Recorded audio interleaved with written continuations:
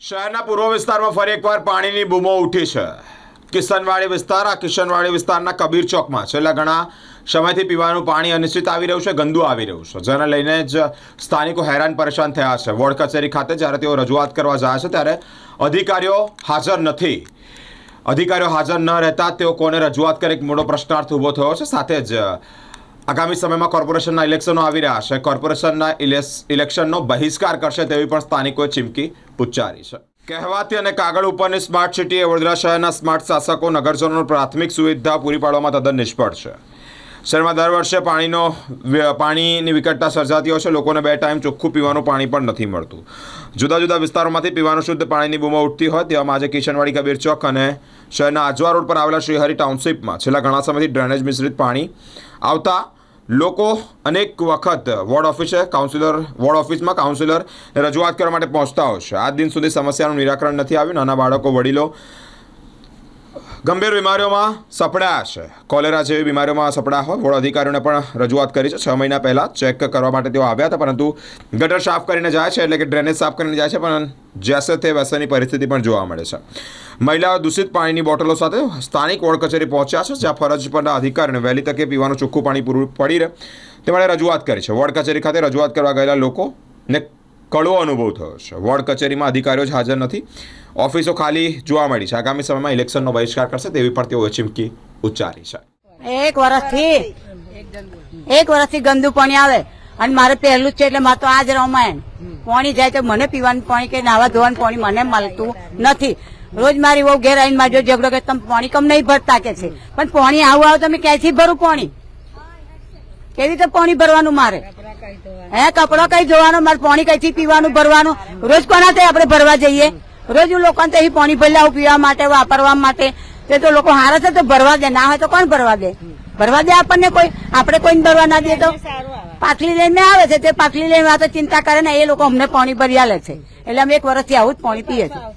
એ પાછું આવતું નહીં, 5 મિનિટ અડધો કલાક જ આવે, અડધો કલાક પછી બંધ થઈ જાય છે પાણી, અને પછી પાછળથી પાછું આવડોરું આવે, આવડોરું પાછળથી આવે। કયું પાણી પીવું અમારે? એ લોકો કોઈ જોવા નહીં આવતા। મત લેવાનો તો તઈ લાગી બધા હાજર રહ્યા ને આયા, હવે તો કોઈ સુધરે વાળો નહીં આવતો કે કોઈ બાર વાળે કોઈ આવતો નહીં જોવા। કિશનવાડી કબીર ચોક શું પરિસ્થિતિ છે? હા, વર્ષથી પાણી આવું ગંદુ આવે છે। કેટલી તકલીફ પડે?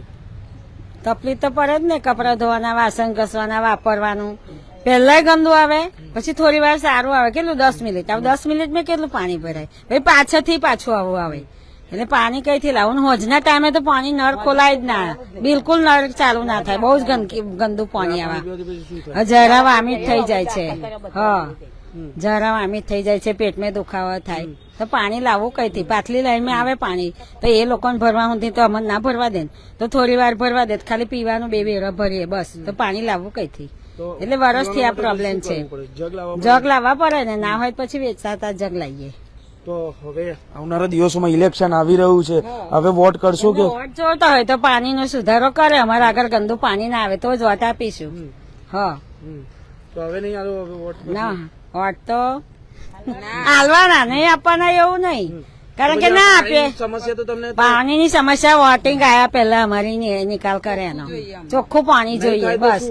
નહીં થાય નહીં આલીએ વોટ, નહીં આપે, નહીં આપે, કોઈ કહેવા જ ના આવે કે જો કબીર ચોક માં કોઈ કહેવા ના આવે વોટિંગ કરવા આવજો એવું, બરોબર ને? કારણ કે અમારે તો પાણીની તો જોઈએ, બીજી તકલીફ તો ચાલવી લે, પાણી તો પહેલું જ જોઈએ। બહુ તકલીફ પડી રહી છે પાણી, ઉપર એટલે પાણી જ નહીં આવતું, પાણી નહીં આવતું અમારે ઉપર, એટલે પાણી આવતું જ નહીં, અને આવે તો ગંદુ આવે, તો પીવાનું પાણી કઈથી ભરીએ? કપડા આવું કાળું કાળું જ આવે છે, ગટર જેવું જ, એટલે અમે કઈથી પાણી લાવીએ? ઉપર તો પાણી કે ના ચડાવવાનું? રજૂઆત કરી છે કોઈને? ના। તો હવે આવનારા સમયમાં ઇલેક્શન આવી રહ્યું છે, ઇલેક્શનમાં શું કરશો હવે તમે લોકો?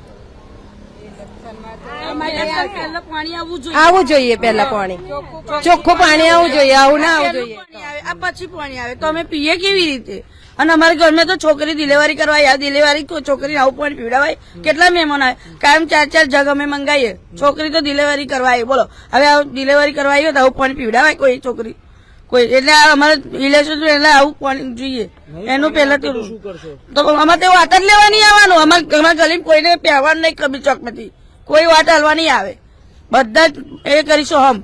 અમારે તો પેલું પાણીનો સવાજ કરો પછી તમે વાટ લેવા આપો. બધા વાટ આલીશું અમે, કોઈ આપે ને એવું નહીં, બધા જ આપીશું. પણ અમે તો ચોખ્ખું પાણી આવે, પાણીનું ચોખ્ખું હિસાબ કરો તો પછી મળશે, નકર કોઈ મળે નહીં.